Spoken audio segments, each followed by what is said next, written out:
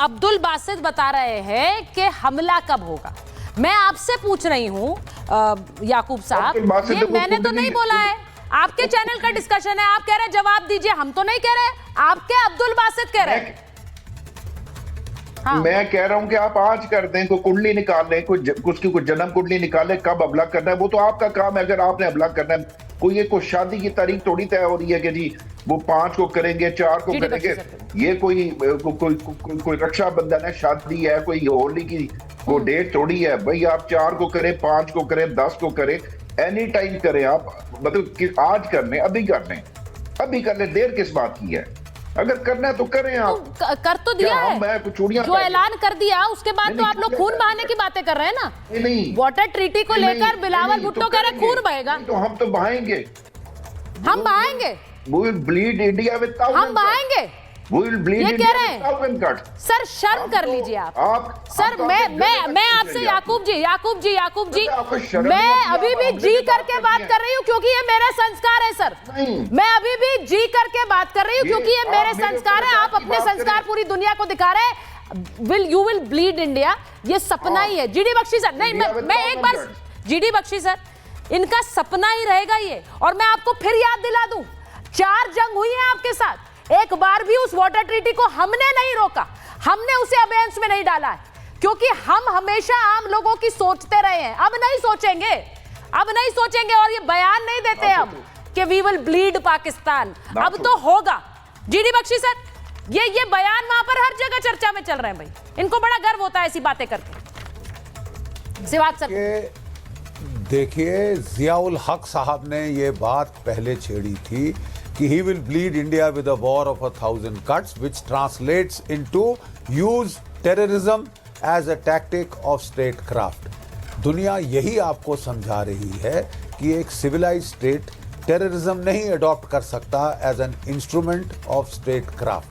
UN की general assembly की meeting ने कहा था कि रेजोल्यूशन ने कहा था, no cause but no cause in the world justifies the use of terror. मैं जानता हूं आसिम मुनीर साहब की रिटायरमेंट का टाइम आ रहा है। कोई जर्नैल पाकिस्तान में गद्दी नहीं छोड़ना चाहता।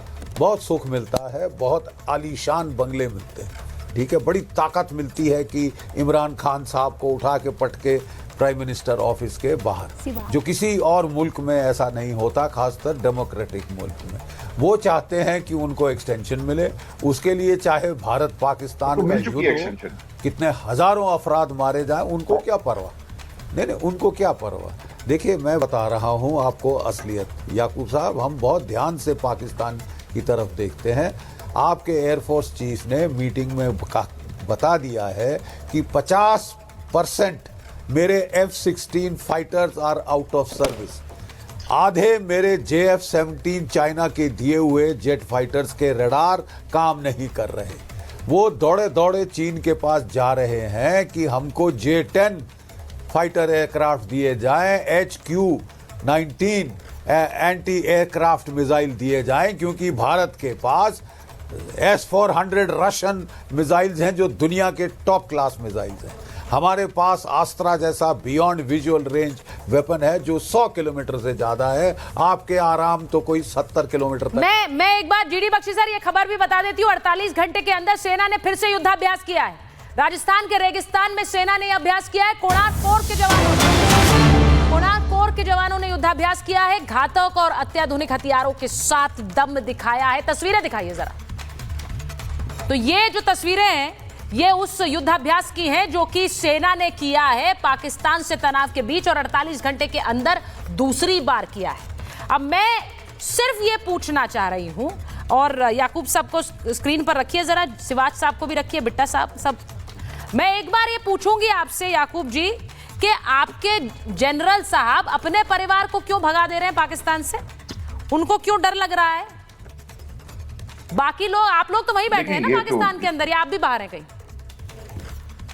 देखिए, मैं तो इस्लामाबाद में बैठा हूँ। इस तरह की बातें कि कोई किसकी फैमिली, और मैंने कभी बात की कि जी आपकी फैमिली या किसी की फैमिली कहाँ पे जा रही है, क्यों जा रही है, तो ये आपके तो जनरल लोगों का इतिहास है ना सर, भगा दो पहले घर वालों को, फिर खुद भी भाग जाओ। जाए बाहर, या जनरल तो हमारा जनरल पाकिस्तान में है ही नहीं, चीफ भी हमारा पाकिस्तान में नहीं है इस वक्त। चीफ भी बाहर बैठा हुआ है। फिर अच्छा है, बहुत बढ़िया है। फिर क्या करेंगे आप? बढ़िया बढ़िया है। अजरबैजान के दौरे पे गया हुआ है, मतलब क्या बातें करती हैं। नहीं, ये बढ़िया इसलिए है, इसलिए देखिए मुझे एक चीज बड़ी क्लियर लगती है, आपके जो जनरल हैं उनके बारे में असलियत पूरा पाकिस्तान जानता है कि वो सिर्फ अपनी जेबें भरते हैं फिर भाग जाते हैं, ये तो इतिहास रहा है। लेकिन टेलीविजन पर कबूलने का मादा कोई नहीं रखता है, टेलीविजन पर बोलने का मादा नहीं रखता, या फिर सेना का डंडा रहता है, ये सीधी बात है। कुछ पत्रकार ऐसे हैं आपके जो आकर कबूल लेते हैं। क्या कबूल है मुझे बताएं, मैं कबूल लेता हूं, मुझे बताएं। मुंबई अटैक से पहले कबूल जाहिर है कि टेररिज्म दोनों अक्रॉस द बॉर्डर दोनों साइड से हो रही है इस वक्त। स्टेट स्पॉन्सर्ड आप उरी कबूल लीजिए, आप लोग नहीं कर रहे टेररिज्म। पुलवामा कबूल लीजिए, क्या क्या कबूलेंगे आप, क्या क्या कबूलेंगे? कसाब कबूल लीजिए, क्या क्या कबूलेंगे? लिस्ट तो बहुत लंबी है, आप कबूल कर लीजिए। आपकी सरकार के सामने इस वक्त यहाँ पर जो दुनिया भर के देश है, दुनिया भर के देश सिवाज साहब, उनसे प्रधानमंत्री नरेंद्र मोदी और जो फॉरेन अफेयर्स मिनिस्ट्री है वो बात कर रही है। एक देश ऐसा है जो इनके समर्थन में खड़ा हुआ है, क्योंकि सब जानते हैं किसने किया है। बिल्कुल, देखो सच्चाई यह है, आज पाकिस्तान अकेला है, मुस्लिम वर्ल्ड में भी ओआईसी की भी कोई देश इनके साथ नहीं, तरक्की भी नहीं है, और चीन ने भी बिल्कुल पलड़ा झाड़ लिया है। और ये सच्चाई है, भारत का ये मल्टी प्रोंग स्ट्रेटजी है। हमने इनको इकोनॉमिकली भी दबा दिया है, डिप्लोमेटिकली आइसोलेट कर दिया है, और अब काइनेटिक जो मिलिट्री ऑपरेशन है वो होना है।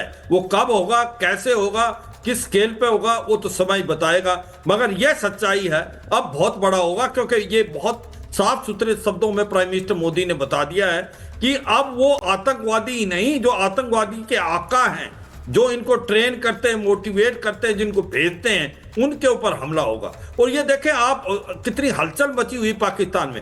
जो खुद जो चीफ ऑफ आर्मी स्टाफ, जैसे आपने बोला, general Asim Munir, DG ISPR और 11 और जनरल हैं, उन्होंने अपनी फैमिली भेज दी है पाकिस्तान से, कुछ भेज दी है यूरोप के अंदर, कुछ अमेरिका में। ये सच्चाई है, डर, इतना खौफ है, इतना घबराहट है। और ये ही नहीं, आज आप ये कहते हैं कि सब आतंकवाद का प्रूफ दो, आतंकवाद का प्रूफ तो आपका डिफेंस मिनिस्टर है ख्वाजा कासिम, वो खुद बोल रहे हैं कि हम ट्रेन करते रहे 30 साल तक। और यह सच्चाई है कि आतंकवाद का प्रूफ इनको क्या दिया जाए। जब 26/11 हुआ था, डोजियर पे डोजियर भेजते रहे, इन्होंने कोई एक्शन लिया।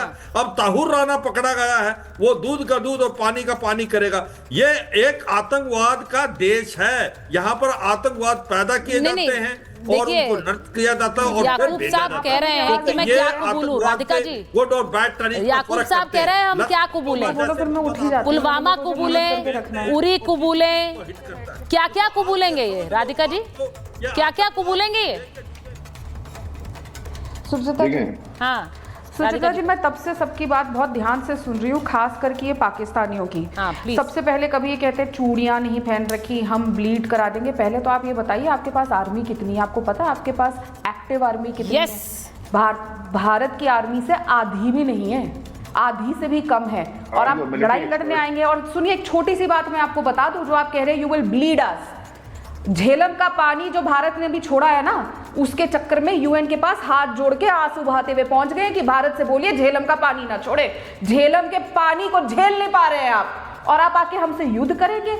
आपकी आर्टिलरी हो, आपके वेपन्स हो, सब पुराने जमाने के हैं, रस्ट खा रहे हैं। वीट और वाईफाई आपके देश में है नहीं, गधों का व्यापार करके थोड़े बहुत पैसे कमा पाते हैं। पहले अपने वहां पे पानी तो 24 घंटे पहुंचवाना सीख लीजिए, 1 घंटे पानी आता है आपके पाकिस्तान में, और आप ही के लोग खुद बता रहे हैं जी जिस देश में पानी 1 घंटे आता है वहां का पानी रोक दोगे तो क्या ही हो जाएगा, वैसे भी पानी नहीं आता। झेलम का अभी की बात है, अपने चेक करिए, आप तो बड़े बड़े पत्रकार हैं, किस तरीके से आपकी सरकार यूएन के पास पहुंच रही है रोती रोती। बचा लीजिए हमें, हमसे झेलम का पानी नहीं झेला जा रहा, आप हमसे लड़ाई करेंगे। 5 लाख फौजी नहीं है आपके पास जो आपके लिए जान दे देंगे, जो आपकी रक्षा कर सकते हैं, और आप हमसे लड़ाई लड़ेंगे। मैं फिर बोल रही हूं, पहले अपने देश को बेसिक वाईफाई और आटा रोटी चावल वो पहुंचवा दीजिए, फिर आके लड़ाई करिएगा। वीट है नहीं, वाईफाई है नहीं, पानी झेल नहीं सकते, और आके लड़ाई की बात कर रहे हैं। चाय पिलाएंगे, ये करेंगे, सपने, मतलब कुछ भी। आप अभी भी आपको लगता है कि आप पितरों की दुनिया में ऐसे डरपोक आपकी आर्मी है कि अपने परिवार को भगा रही है। भारत के परिवारों को देखिए, आर्मी वालों को कैसे उनका परिवार डट के खड़ा रहता है। आप लोगों के आर्मी के परिवार ही डरपोक है जो भाग गए हैं। डरपोक लोग आके भारत से लड़ाई करेंगे? कहा जाइए किसी और को ये दिखाइएगा। देखिए मैं एक चीज क्या जानती हूँ राधिका जी, और ये मुझे लगता है हर किसी को जानना चाहिए, समझना चाहिए। A leader leads from the